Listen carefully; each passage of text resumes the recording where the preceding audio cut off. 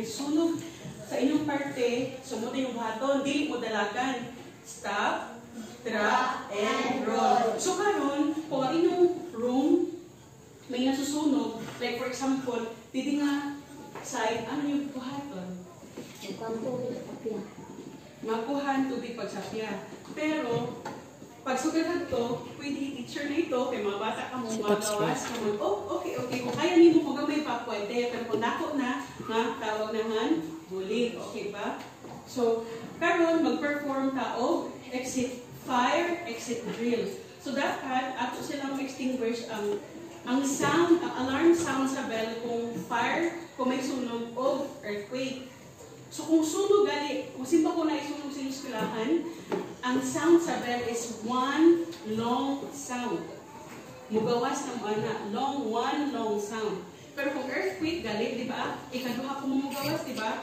My first na bell and my second. First na bell is to para ipabalo sa inyo, di pa pwede mugawas, di ba ma'am? Kaya nag-shake pa. Ikaduha, di ba dito mo? Pag earthquake, di ba sa ikaduha pa mo pwede allow mugawas na, di ba?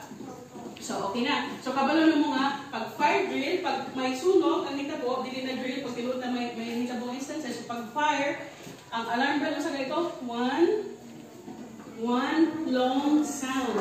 Pag earthquake, duha. Okay ba? Sige. So, ang buhaton na to ron, para dili mo dili galing kanagaling malisang, tapos ang hitabo, mga tumba ang chairs, magka-stampede po, dili na kita mo sa katong bago pa lang karong sunog, ang mga tao. Tungod kaya dapat kasi makagawas dayon ta. May galit mo kayo sa inyong room. Di kasi pwede nga na ay mga grills ang bintana. So ang buhaton nato para dili magka-stampede, dili ang mga lingkuran mga tumba, ang buhaton nato maghimot ang technique, no? So, ang kani, at ihapon sa hapon. So, bali, ang first two, ang yung buhaton pag may sunog, ana dali.